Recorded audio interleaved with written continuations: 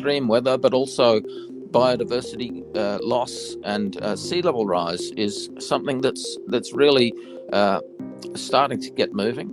And we've got this problem of our media, our society, just putting it in the too hard basket and ignoring it. But it's really coming, Andy, and it's something that we need to change the conversation on.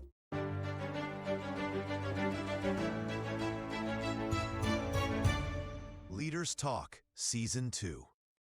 Hello, everybody, and welcome. It's your favorite time of the week. It's my favorite time of the week. It's time for Leaders Talk. And as always, I am your intrepid host, Andrew Dupy, host of the Leaders Talk podcast and head of communications here at Leaders Brands. And today, with me, I have the fascinating, the brilliant Robbie Tulip. Now, Robbie is somebody who's been working in ocean-based on the ocean-based algae production system, which is something that he actually won the Judge's Choice for from the MIT Climate Club in 2015. He is also somebody with degrees in philosophy, theology. He's somebody who's been working on climate change, and he's an author. So, Robbie, that's a lot of stuff that I've kind of packed into just a couple seconds there. But let our audience know a little bit about you. That's many, many different things that you're working on all at the same time.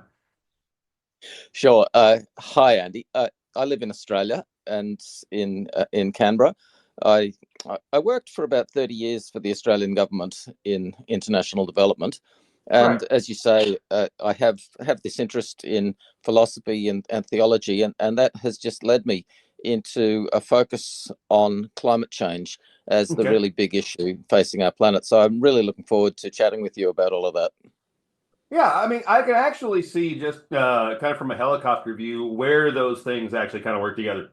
Because I know that you do a lot of work in ethics as well. And when we're talking about climate change, clearly we're talking about the survival of the planet. and well, not necessarily the survival of the planet, the survival of the beings that live on the planet, because the planet itself may decide to keep ticking on without us, but we don't necessarily need to make that journey all the way through to the end, do we? Well, it's about human civilization and Right. our economy and biodiversity, species extinction, all of these really big security issues that unfortunately we're really neglecting. Like, there's an understandable focus at the moment on war and politics and economics, but behind it, there's this global warming problem that we're not focusing on enough, and we really should. Right. I actually can see that again, kind of from my own work in geopolitics and in history, the security issue that comes with that. As climates change, some of us that live in the more developed nations might not see how much damage is actually being done to other countries. And those other countries are beginning to have pressures internally to begin maybe being more aggressive externally, or maybe be preyed on by other countries externally. So, I mean, is that kind of what you're talking about when you say security issues, the destabilization of the world kind of from the bottom up? Well, just take an example, the fires last January in Los Angeles are something with a really strong climate change signature. The warming of the North Pole has changed the weather patterns. It caused changed weather patterns, which enabled those really freaky winter fires to happen in Los Angeles. So that's an example. And then there are so many other examples of storms, hurricanes, floods, droughts. Extreme weather in general is something that's that's kick-started by global warming, climate change. Yeah. And it is getting worse. And this is the thing: if we do not take immediate action, then the worsening of this problem is just something that's really serious. Well, and see, that's where I think a lot of people come in and say, well, what action do we take? Because I know that, at least in the news, and for those that are listening and have their ears to the ground of what climatologists are saying, we've kind of passed the point of no return at this point in many ways, at least from the emission standpoint and from things like that. So when we actually start talking about what are real solutions going to be to actually start helping this, is there anything practical that maybe our audience can kind of understand that might be on the horizon? Absolutely. And when you say we've passed the point of no return, that's something that I would really dispute, because there are really two big issues that are driving climate change, and they are carbon dioxide and the broader greenhouse gas problem of the blanket that's putting on the atmosphere. But then there's also the reflectivity of our planet, and that is the really big unknown side. I had an article published in the Washington newspaper, The Hill, last year Yeah, on I read it. Yeah. the sleeping giant, I called it, that albedo, that is the reflectivity of our planet. And the amount of sunlight that is reflected back to space has been in a really steady decline over the last decades. And the really interesting thing, Andy, is that it's really tough for us to do anything about greenhouse gases. Like, we've seen all of the debate about Right. decarbonizing the economy and the polarization that's caused in many communities. And it's a really intractable problem. It's really hard for us to slow global warming, but first by cutting emissions, and then by removing the vast amount of excess CO2 that's already in the atmosphere. But albedo, that is the sunlight reflection, the brightness of the planet, it is something that we can actually achieve results on. And this is where I found the uh, leadership agenda, the unshakable leadership work Mm. that you're working on, is just so fascinating, because we're in a situation where I've been in these communities who've come to an understanding of albedo, the sunlight reflection, as a really key lever that we can apply in order to stabilize the planet, stabilize the climate, in order to then take the steps that will be needed eventually to fix the carbon problem, the greenhouse gas problem. But we face absolutely powerful barriers to actually doing anything. And so I was so pleased to have my article on the Albedo Accord published in the Unshakable Leadership publication Mm. from Leaders Brands, because it's a way of opening up a practical strategy to address climate change. And so, if I could tell you something about my journey toward the Albedo Accord, as Yeah, absolutely. as Yeah. Yeah, I'm fascinated. as you mentioned, for years I was really interested in how to actually fix the carbon problem that is through ocean-based algae production. I Yeah. started off looking at trees, and then I quickly came to the realization that anything we do about trees is too small on the global scale. When you look at the billions of tons of CO2, 1,000 billion tons that are still in the atmosphere, that's causing the warming.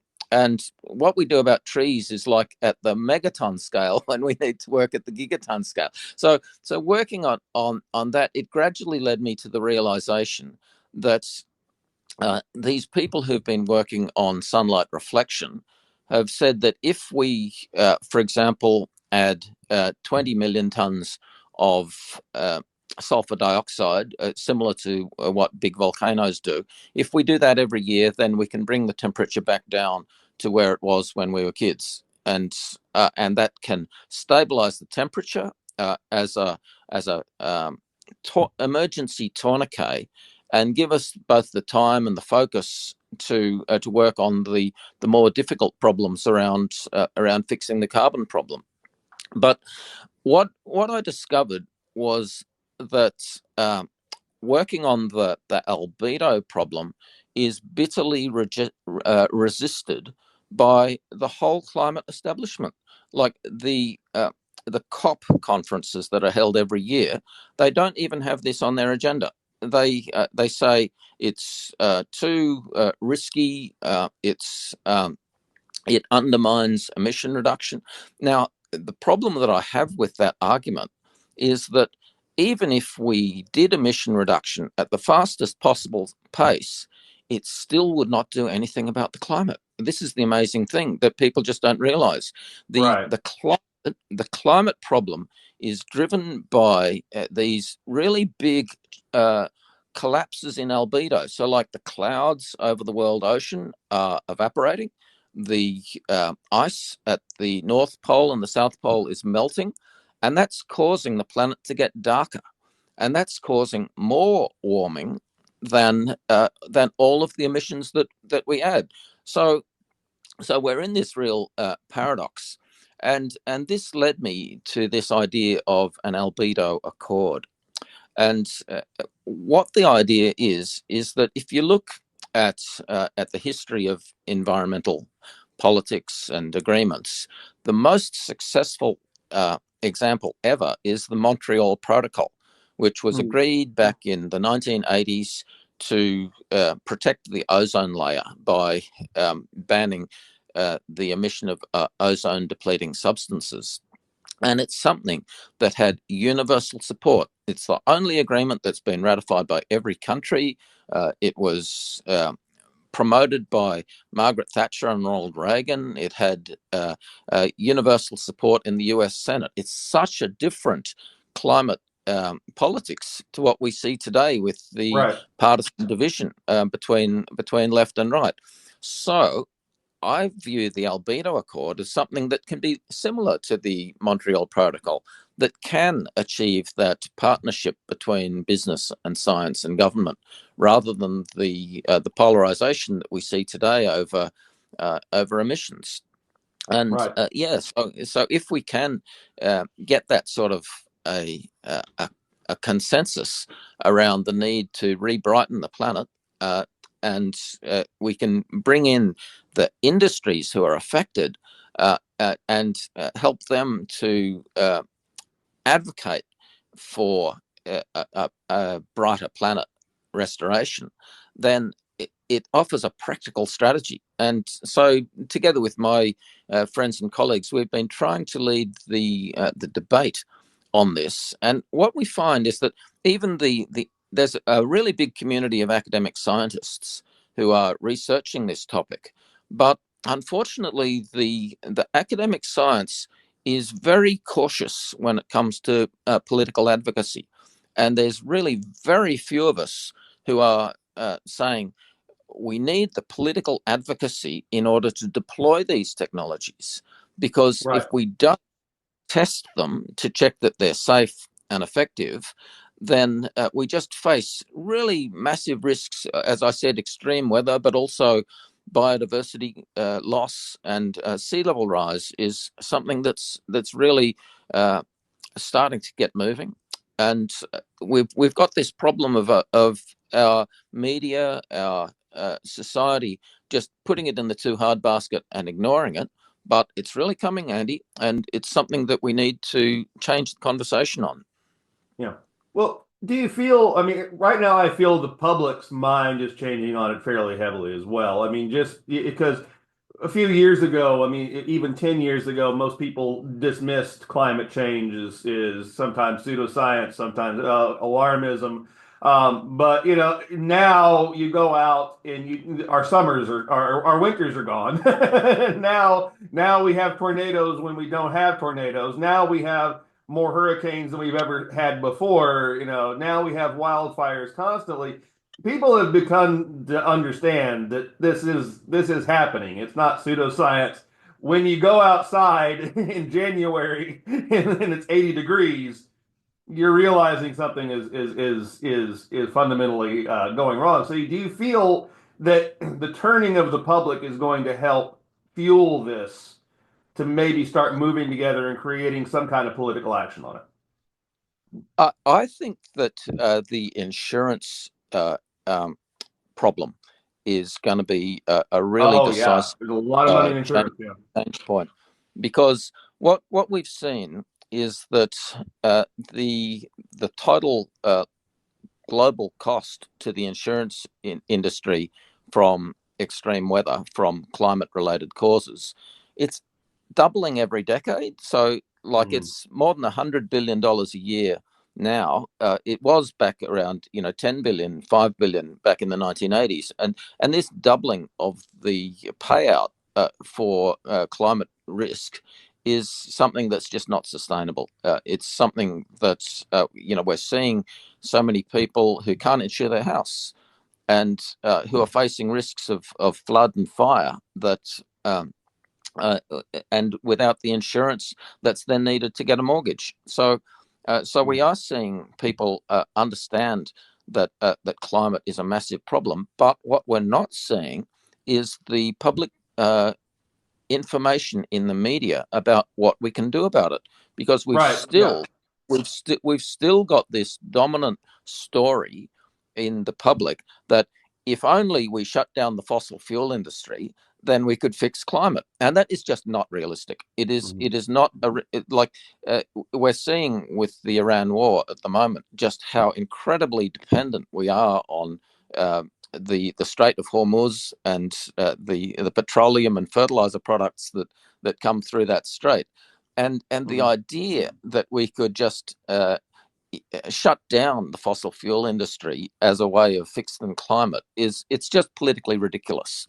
And so my view is that we have to just be realistic about climate and say, okay, fossil fuels drive the economy. We have to work around that. We have to say we accept that fossil fuels are here to stay, or for the next few decades, and we need to fix the temperature.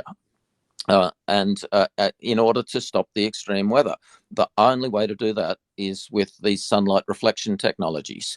So we need to put the investment. It's some of us call it a moonshot. We need to just start off with a few $1 million in order to work out exactly what's needed. Then one of the top scientists, he calculated that if the world put $2 billion into researching the best way forward for climate change, then we could avoid climate damage worth $10 trillion. Now that's 5,000 to 1. When you've got a benefit cost ratio of 5,000 to 1 for you put in $2 billion to study all of these things properly, scientifically, safely, effectively, like a pharmaceutical trial, and then you can bring the community along. Unfortunately, we've got this really strong NGO lobby group who are saying that we have to have an agreement not to reflect any sunlight at all. And they are very influential. They've created a lot of alarm, both in the political left, and then there's also the conspiracy theorists on the political right. Yeah, I've seen. Yeah. And so there is just so much disinformation around this topic, and those of us who are trying to put out factual scientific information have very few resources. So we're looking for industries like insurance, tourism, agriculture, energy to put a bit of money into researching this problem properly, so that governments can then come on board, and we can. What we'd like to do is build a coalition of first mover nations. So let me give you one example. In the Atlantic Ocean, there's a collection of ocean currents called the Atlantic Meridional Overturning Circulation, or AMOC. And the Gulf Stream is the best known part of the AMOC currents. Now, because of global warming, the AMOC is slowing down and could stop completely. The government of Iceland has declared that this is a national security concern, possibly an emergency. But we're just not getting the resources to say, okay, what can we actually do to protect the AMOC? If the AMOC did stop, then the whole of Europe would freeze, and all of that warm water that's now going from the Caribbean up to keep Europe warm and keep its agriculture and societies functioning, all that warm water would stay in the tropics. It would just be so incredibly disruptive to everyone. But we're just really struggling to get the level of political focus on this. It's a security issue. It's a stability issue that just needs to get a bit of leadership engagement. Yeah. And that's what we hope to do by having everybody pick up a copy of Unshakable Leadership and read your chapter. at least open the door and get more of us more of us interested in this subject instead of just consuming, what the media does feed us, which is basically at this point not even really alarmism, it's doom and gloom. The mass media. Whenever I mention I talk about you to some people, I work in education along with doing this. And so I'm talking to very educated people, and I say this, and they're like, "Oh, isn't that movie Snowpiercer?" I'm like, "No, no, not really." But the idea in that is basically it. But no, that's not going to be the result. But that's Well, kind of what see, they immediately respond when they say that. Yeah. that somebody a leading climate scientist raised that movie with me. I hadn't heard of it, so about 2013, it Yeah. was put out, and it just had climate as a backdrop for this train that's going around a frozen Earth, because Yes. the idea is that people tried to stop global warming with technology, and they caused a new ice age. Now, Right. the risk of that is just so remote as to be Yeah. ridiculous. Yeah. It's science The, fiction. It's a book. it, Yeah. but it's something that plays into psychological fears, Right. and so people have been told a whole lot of risks that are just completely unrealistic, when the benefits of this technology to stabilize weather, to protect biodiversity, uh, for to bring the climate back into its stable state that it was when you and I were younger. Mm. Uh, it's the thing is, the research. If we do apply these technologies, they start at a small scale, and we monitor the impacts, and Right. and the expectation is that the impacts will be overwhelmingly positive and beneficial, and then we gradually scale up, and we do it in a way that's transparent, that's accountable, that's well governed, that's international. Yes. And so it's a piece of planetary infrastructure.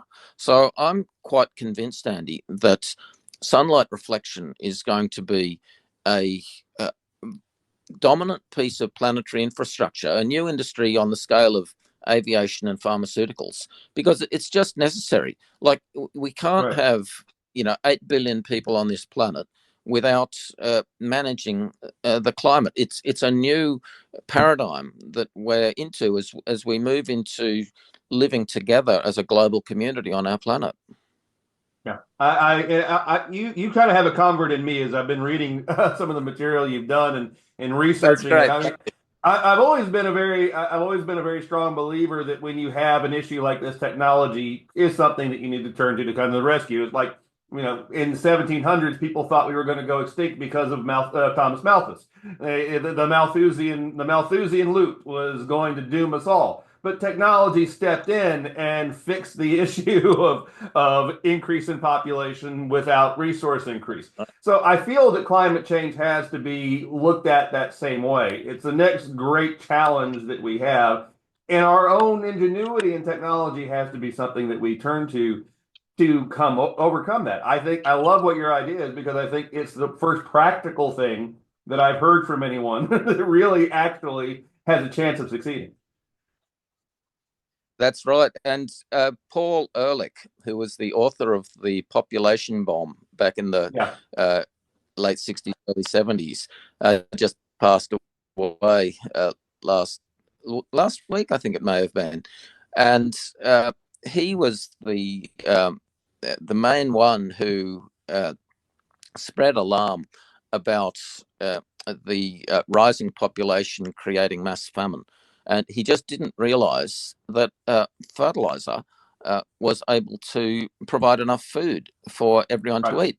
We're now seeing this fertilizer crisis with the closure of the Strait of Hormuz. And it reflects how some of these sensitive sectors of our economy are to shock and disruption, and how we have to work to get the underlying stability of the climate system in order to to prevent those sorts of risks from emerging. So thanks so much, Andy. Like I really appreciate your statement of support there, because it's a fairly lonely situation. You know, as I explained in my chapter in Unshakable Leadership, you know, I've found it really difficult to get mainstream audiences to engage with this problem. And you know, people bring up things like Snowpiercer, as you said, and people are just, you know, they don't want to talk about doom and gloom. But I'm really very optimistic about the future. I'm very positive that by coordinating on new technology, that we can stabilize the climate.